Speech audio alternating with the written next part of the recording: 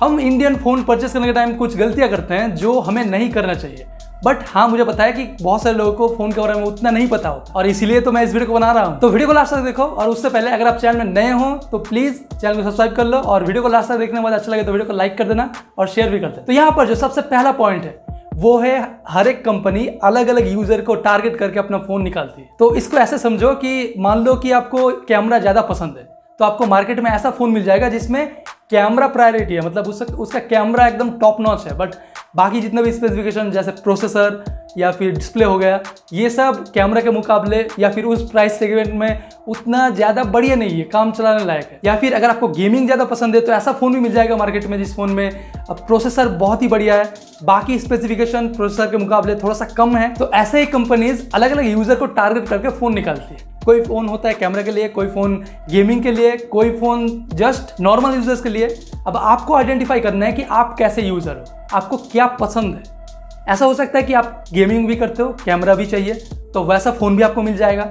या फिर हो सकता है कि आप नॉर्मल यूज़र हो, तो नॉर्मल यूज़र के लिए क्या चाहिए होता है, नॉर्मल प्रोसेसर, नॉर्मल कैमरा, सब कुछ नॉर्मल चाहिए, उतना टॉप नॉच ना हो तो भी चलेगा। तो यहाँ पर आप आइडेंटिफाई करो अपने आप को कि आपको क्या पसंद है, आप क्या करते हो फ़ोन के अंदर, और उस हिसाब से आप फ़ोन खरीदने जाओ। तो इससे होगा क्या कि आपके लिए जो फ़ोन परफेक्ट है वो फ़ोन आप आइडेंटिफाई कर पाओगे, वो फ़ोन आपको मिल जाए। ऐसा नहीं करना है, ये बहुत से लोग करते हैं कि उसने वो फ़ोन परचेस किया है तो मुझे भी वो फ़ोन लेना है, देखने में बढ़िया लग गया।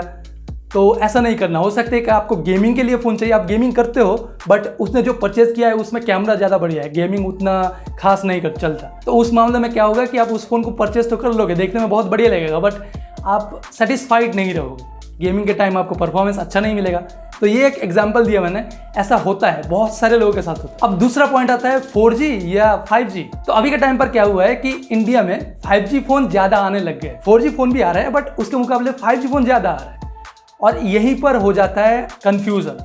ज़्यादातर यूज़र सोचते हैं कि 5G आने में उतना ज़्यादा टाइम नहीं है तो 5G फ़ोन ही खरीद लें, बट गलती होता है कि आपके एरिया में 5G कब आएगा वो आपको नहीं पता। जैसे मान लो आप कोई रूरल एरियाज हो, विलेज हो, या फिर ऐसे एरियाज हो जहाँ पर 4G आने में बहुत टाइम लगा था पहले, 5G आने में भी टाइम लग सकता है। तो उस केस में क्या होता है कि आप 5G फ़ोन तो परचेस कर लेते हो और अभी के टाइम पर 5G फ़ोन्स जो लॉन्च हो रहे हैं सभी 5G फ़ोन्स पर कोई ना कोई कॉम्प्रोमाइजेशन है ही। जैसे डिस्प्ले का कॉम्प्रोमाइजेशन किसी किसी फ़ोन में देखने को मिलेगा, प्रोसेसर उस प्राइस में बढ़िया नहीं है, या फिर कैमरा उतना बढ़िया नहीं है, लुक बढ़िया नहीं है, मतलब कुछ ना कुछ कॉम्प्रोमाइजेशन है ही अभी 5G फ़ोन पर। तो आप उस प्राइस में अगर 5G फ़ोन परचेस करने जाओगे तो एक बात तो 5G अभी तक आया ही नहीं और आपके एरिया में आने में बहुत टाइम लगेगा। तो वहाँ पर होता क्या है कि आपको वैल्यू फॉर मनी फ़ोन नहीं मिलता उस टाइम के हिसाब से। लेकिन अगर आप कोई टाउन से हो, सिटी से हो, जहाँ पर 5G बहुत जल्दी आ जाएगा, मतलब 3-4 महीने में ही आ जाएगा, तो उस केस में आप ले सकते हो 5G फ़ोन।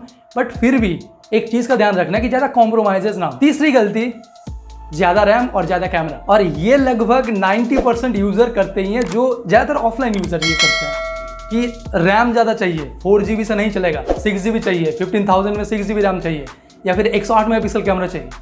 हाँ, एक हद तक ठीक है, रैम ज़्यादा होगा तो फ़ोन ज़्यादा स्मूथ चलेगा, मतलब मल्टीटास्किंग ज़्यादा बढ़िया चलेगा, और कैमरा ज़्यादा मेगापिक्सल का होगा तो ज़्यादा चांस है कि उसका जो आउटपुट है कैमरा का वो बढ़िया आएगा। बट ये ज़रूरी नहीं है कि हर फ़ोन के लिए ये हो। तो आपको देखना है कि कौन सा ब्रांड का फ़ोन है और कौन सा ब्रांड अपने फ़ोन को कैसे ऑप्टिमाइज करती है। अब ये कैसे आपको पता चलेगा? बहुत सिंपल है, यूट्यूब पर जाओ, उस ब्रांड का कुछ फ़ोन्स का रिव्यूज़ देखो और वहाँ पर पता चल जाएगा कि इस ब्रांड का कैमरा कैसा है, या फिर इसका जो 4GB वेरिएंट है उसका परफॉर्मेंस कैसा मिलता है, मल्टीटास्किंग कैसा है। यहाँ पर ज़्यादा रैम मैटर नहीं करता, मैटर करता है कि वो कैसे ऑप्टिमाइज किया गया है। और वैसे ही कैमरा के साथ भी है, कैमरा भी ऐसा आपको देखने को मिलेगा कि 108 मेगापिक्सल कैमरा एक फ़ोन पर है, एक ब्रांड के फ़ोन पर, और वही कैमरा दूसरे ब्रांड के फोन पर है। बट जब फोटो देखने जाओगे ना तो वहां पर देख पाओगे कि कितना ज्यादा डिफरेंस है। कभी कभी ऐसा भी होता है कि 64 मेगापिक्सल कैमरा 108 मेगापिक्सल कैमरा को भी बीट कर देता है। तो ये ज्यादा मेगापिक्सल मतलब ज्यादा बढ़िया कैमरा ऐसा नहीं है। तो रिव्यूज देख लो यूट्यूब पर और उसके बाद फोन परचेस करने जाओ। अगला पॉइंट है प्रोसेसर और इनटू द बेंचमार्क। कुछ लोग हैं जिन लोगों को गेमिंग नहीं करना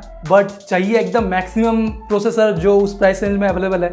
कुछ लोग हैं जो नॉर्मल यूजर्स हैं, मतलब नॉर्मल यूज़ करने के लिए फ़ोन चाहते हैं और प्रोसेसर देखते ही नहीं। तो ये दोनों कंडीशन ही एकदम ठीक नहीं है।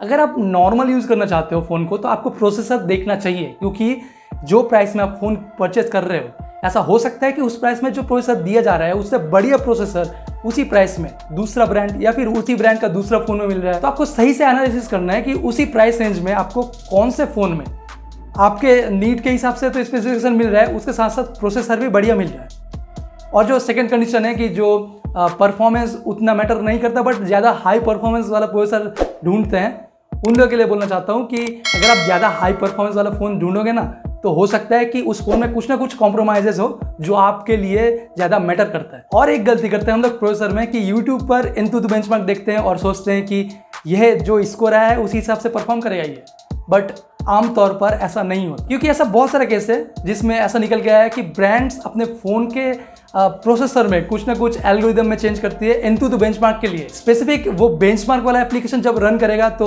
उसका परफॉर्मेंस एकदम मैक्सिमम लेवल वाला मिलेगा और नॉर्मल यूजर्स के टाइम या फिर गेमिंग के टाइम उतना ज़्यादा परफॉर्मेंस नहीं मिलता। तो ऐसा होता है और ऐसा केस हमारे सामने आया है इससे पहले। अगला पॉइंट आता है स्टोरेज और रैम टाइप। अब ये बहुत ज़्यादा मैटर करता है, बहुत से लोग इसको मतलब जानते हैं बट अवॉइड कर देते हैं, लेकिन ये बहुत ही ज़्यादा मैटर करता है आपके फ़ोन के day to day life usages में।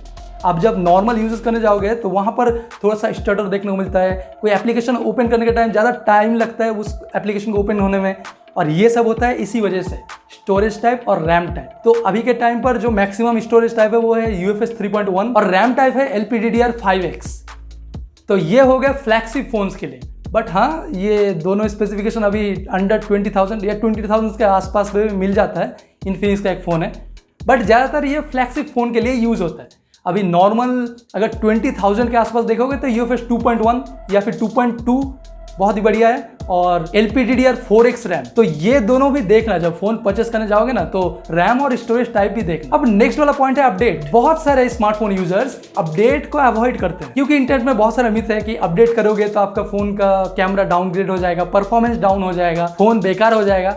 और हाँ, मैं भी थोड़ा बहुत एग्री करता हूँ इससे। ज़्यादातर कंपनी ऐसे करती है अपने फ़ोन के साथ, अगर फ़ोन ओल्ड हो जाए तो उसमें अपडेट पुश करके उसका परफॉर्मेंस थोड़ा सा डाउन कर देती है। बट अपडेट के साथ साथ आपका सिक्योरिटी पैच का भी अपडेट आता है जो आपके फ़ोन के सिक्योरिटी लेवल को थोड़ा सा एनहांस करता है। तो आपको देखना है कि मार्केट में कौन सा ब्रांड ज़्यादा बढ़िया अपडेट प्रोवाइड करती है और उसी हिसाब से फ़ोन परचेस करना। और अभी अगर इस वीडियो का लास्ट पॉइंट के बारे में बात करूँ तो वो है ब्रांड। ऐसे बहुत सारे लोग मैंने देखे हैं अपने चैनल के कमेंट सेक्शन पर जो एक ब्रांड को मतलब अंधभक्त होते हैं ना, ब्लाइंडली फॉलो करते हैं। जैसे एग्जांपल दूँ, एक्स ब्रांड है एक, तो एक्स ब्रांड अगर कोई घटिया फ़ोन भी निकाल दे ना तो बोलेंगे कि ये फ़ोन भी बढ़िया है। तो ऐसा आपको नहीं करना, आपको किसी ब्रांड के ब्लाइंड फॉलोअर नहीं होना। आपको स्पेसिफिकेशन देखना है, यूट्यूब पर रिव्यूज़ देखो, कैसा रिव्यूज़ आ रहा है, जेन्युइन रिव्यूज़, और उसी हिसाब से फ़ोन परचेज करो। ऐसा मत करना है कि एक्स ब्रांड बहुत ही बढ़िया एक ब्रांड है, आपने अपने दिमाग पर एक उसका एक इमेज बना लिया कि वो बहुत बढ़िया ब्रांड है,